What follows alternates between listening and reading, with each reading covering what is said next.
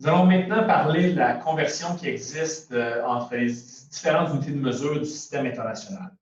La raison pour laquelle on place cette section ici, suite aux notations scientifiques et notations d'ingénieurs, c'est parce que dans le système international, les différentes unités utilisées fonctionnent en base 10. Donc, vous connaissez déjà la distinction entre centimètres, millimètres, kilomètres. Bien, il existe la même façon de faire pour les autres unités. Si vous l'avez marqué, mais milligrammes, kilogrammes, centigrammes. Donc, peu importe l'unité de mesure, dans le système international, les préfixes vont être reliés à différentes puissances de 10. Et là, la table qui est là, je vous l'explique rapidement. Mais lorsqu'on dit, par exemple, que 10 à la 3 est la puissance associée au préfixe kilo, la façon dont il faut comprendre, c'est que 10 à la 3 mètres, ça équivaut à 1 km. Donc, ici, c'est 10 à la 3 mètres, l'unité de mesure des longueurs, équivaut à 1 km. Alors que, par exemple, je pourrais dire que 10 à la moins 2 mètres équivaut à 1 cm. Donc, ici, là, quand vous avez votre table, il faut absolument que vous mettiez, si vous voulez utiliser le ratio, la conversion qui existe, 10 à la moins 1 mètre égale 1 décimètre. 10 à la moins 2 mètre égale 1 cm, etc. Pour illustrer ces conversions, nous allons faire l'exemple 3.1.5. Il n'y aura pas d'histoire ici de cases. Donc, je vais regarder comme peut-être vous faisiez au secondaire. Là, je mettais mes mètres, mes hectomètres, décamètres, kilomètres. Je regardais le nombre de bons, puis là, j'ajoutais le nombre de zéros en conséquence.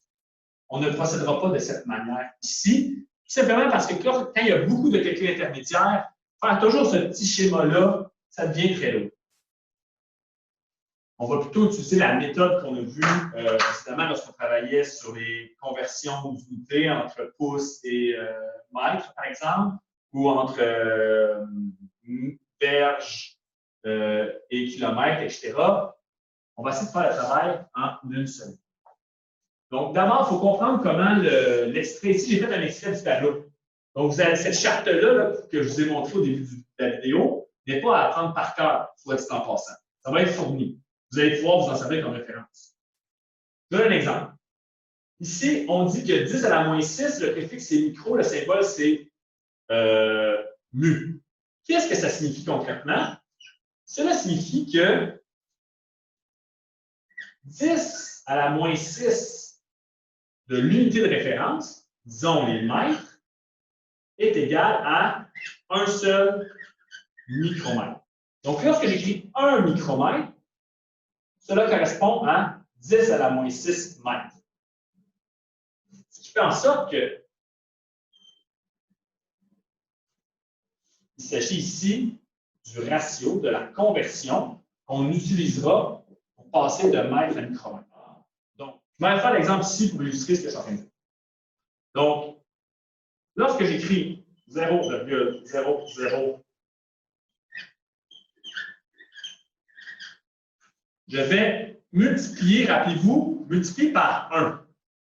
Je souhaite multiplier par 1 pour éventuellement obtenir des micromètres. Comment je vais faire pour passer de mètre à micromètre en multipliant par 1? C'est que le 1, c'est tout simplement le ratio.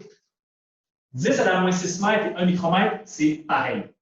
Donc, je m'en vais écrire, étant donné que j'ai des mètres ici que je souhaite annuler, que 10 à la moins 6 mètres, c'est 1 micromètre. De cette façon, les mètres s'annuleront. Et ici, je n'ai pas changé la grandeur de mon nombre, de ma mesure, puisque j'ai multiplié par 1. 1 micromètre, je dis ça à la moins 6 mètres, ça fait 1. Et on obtient bel et bien nos micromètres à la fin. Et on fait l'opération 0.000123 divisé par 10 à la moins 6. Et là, ça revient donc à écrire 0,0000123 fois 10 à la 6. Un 10 à la moins 6 du dénominateur, on le ramène au numérateur. On change le signe de la puissance.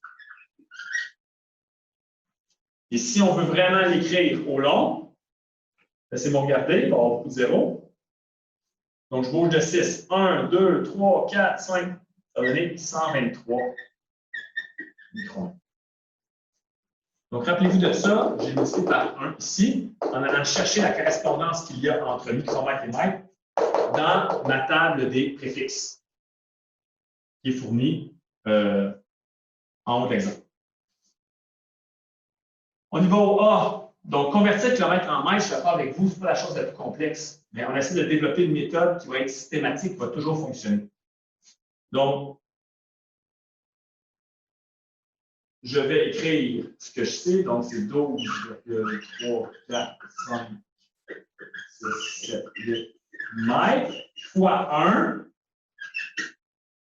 va me donner éventuellement des kilomètres. Nous ne mettrons pas 1 fois 1, on va plutôt trouver la conversion qui existe entre mètre et kilomètre en allant prenant soin de mettre les mètres au dénominateur puisqu'on veut les annuler ici. Combien y a-t-il de mètres dans un kilomètre? Oui, il y en a 1000 mètres dans un kilomètre. La façon, si vous lisez la table, vous allez vous rendre compte que 10 à la 3 mètres, c'est équivalent à 1 km. Si vous lisez la table, 10 à la 3 mètres, c'est 1 km. C'est comme ça que la table, il faut s'habituer à la table. Ce qui fait en sorte qu'ici, nous allons devoir écrire la chose suivante. Donc, pardon. 4, 5, 6. Donc, on ramène le 3 en haut, c'est la moins 3. On va bouger la virgule à la gauche. Donc, ça va nous donner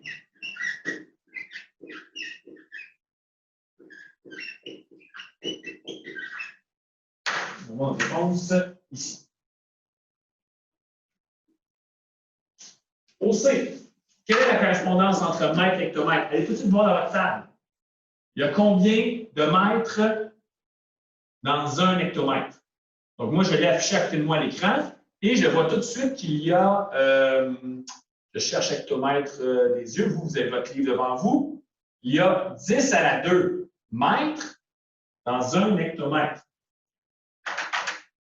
Donc, je vais faire 6,01 hectomètres fois 10 à la 2 mètres dans un seul hectomètre. Les unités s'annulent. 6,01 fois 10 à la 2. On peut y aller rapidement ici. 601 mètres. Je termine l'exemple avec la conversion suivante. Combien de mètres y a-t-il dans 308,5 picomètres? Donc, pour y arriver, il faut lire notre table et comprendre que 10 à la moins 12 picomètres est égal à... non, pardon. 10 à la moins 12 mètres est égal à 1 picomètre. Donc, lorsque je vais convertir de cette façon, on va partir de 308,5 picomètres fois, je mets les picomètres en bas pour pouvoir les annuler, donc fois 1. Et ici, la conversion qui existe entre mètre et kilomètre, entre mètre et picomètre, donc 10 à la moins 12 mètres équivaut à 1 picomètre. Donc, on a 308,5 fois 10 à la moins 12 mètres. La réponse cherchée, si on souhaite l'exprimer d'une façon un peu plus usuelle, bien là, il faudrait commencer par bouger notre virgule 12 fois par la gauche. Donc, il y aurait une quantité assez importante de zéros. Donc, 1, 2, 3, bon.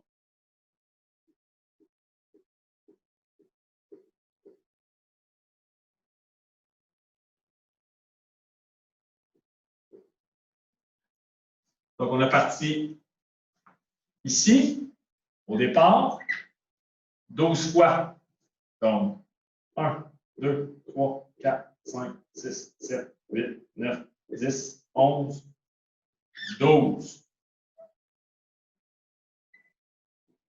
Donc, beaucoup plus simple de l'écrire sous forme ici de notation d'ingénieur. On aurait pu aussi, sous forme de notation scientifique, écrire la chose suivante.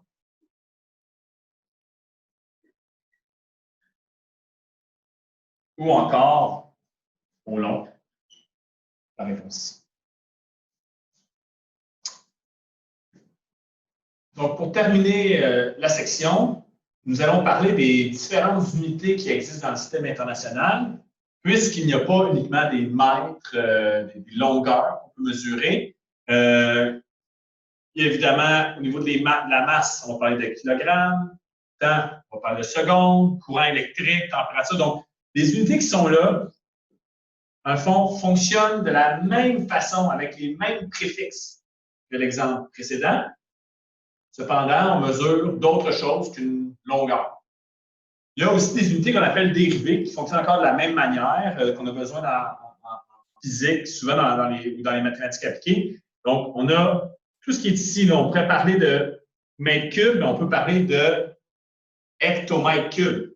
On peut parler de mètre par seconde carré, mais on peut aussi dériver en kilomètre par seconde carré par milliseconde. Donc, les unités qui sont là, et même celles qui suivent, sont tous des unités pour lesquelles on peut appliquer les puissances 10 pour les associer à différents préfixes. Donc, nous allons procéder avec l'exemple 3.1.6 pour illustrer l'utilisation des différents types d'unités. En A, on veut savoir combien est-il de secondes dans 10 térasecondes. On va sur notre table des préfixes qui vous sera fourni dans une évaluation, ne vous en faites pas, et on se rend compte que 10 à la 12 secondes correspond à 1 téraseconde. Que ce soit des secondes, des mètres, des grammes, des litres, toutes les unités qui sont du système international ou en sont dérivées vont fonctionner de la même manière. Donc, ici, pour résoudre le problème, on va dire que 10 térasecondes fois, comme nous voulons obtenir des secondes, nous allons annuler nos térasecondes ici. Nous devons convertir de la façon suivante. 10 à la 12 secondes correspond à 1 téraseconde. Ce qui fait en sorte que les unités s'annulent ici et nous obtenons la chose suivante, qui est égale à simplement 10 à la 13 secondes. 1 fois 10 à la 13. En B et en C, on a un niveau de difficulté accru. Pas que c'est extrêmement compliqué, mais vous remarquez qu'au lieu de passer de, par exemple, milliampères à ampères, on passe de milli, qui a un préfixe, à hecto, qui a aussi un préfixe. Donc, on a besoin de deux conversions. Nous allons d'abord convertir les milliampères en ampères, et ensuite, nous convertirons nos ampères en hectoampères. On va arriver à la réponse finale. Ce qui fait en sorte qu'on va utiliser deux conversions. Il va y avoir deux étapes. Et c'est là que ça devient utile et très efficace de fonctionner avec la méthode qu'on vous montre en ce moment, puisqu'on n'aura pas à avoir de calcul intermédiaire. Ça va se faire en une seule ligne. Donc, milliampères, on va d'abord passer aux ampères. Premier plan de match. Donc, on fait notre fois 1. Le 1 qui est là est donné par la conversion 10 à la moins 3 ampères donne 1 milliampère. Donc, maintenant, on s'est rendu en ampères. Je ne calcule pas tout de suite.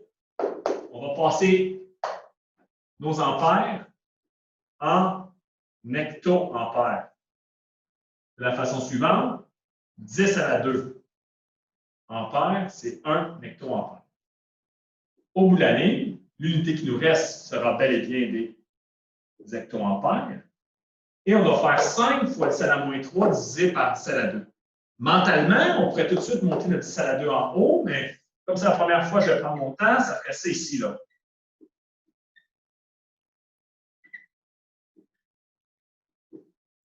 Dix à la moins 3 sur 10 à la 2, ça va donner 10 à la moins 5.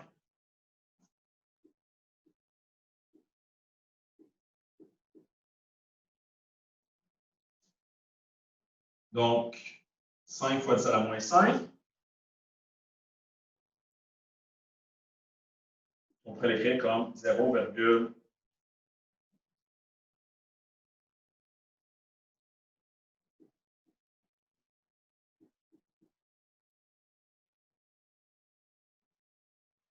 voilà. On termine avec le C. Au C, encore une fois, il doit y avoir deux conversions. Nous allons passer de kilogrammes à grammes et ensuite de grammes à microgrammes. Donc, comme 1 kg, c'est 10 à la 3 grammes,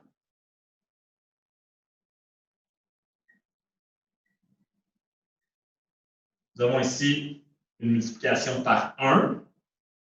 10 à la 3 grammes, c'est la même chose qu'un kilo. Nos kilos s'annulent. On est maintenant en grammes et nous voulons passer en microgrammes.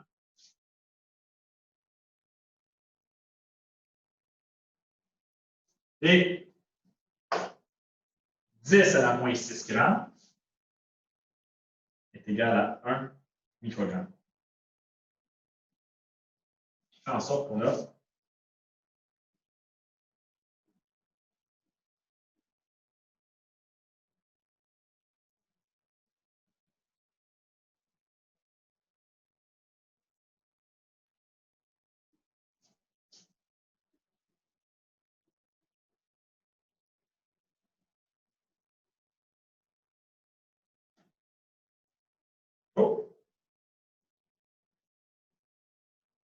petite erreur ici, 10 à la 9, pardon. Moins 6 en ramenant en haut devient 10 à la 6. Donc, réponse finale, 2,1 fois 10 à la 9 microgrammes. Ben, il faudrait tasser la virgule de 9 positions par la droite pour obtenir notre réponse. Voilà pour la section sur le système informatique.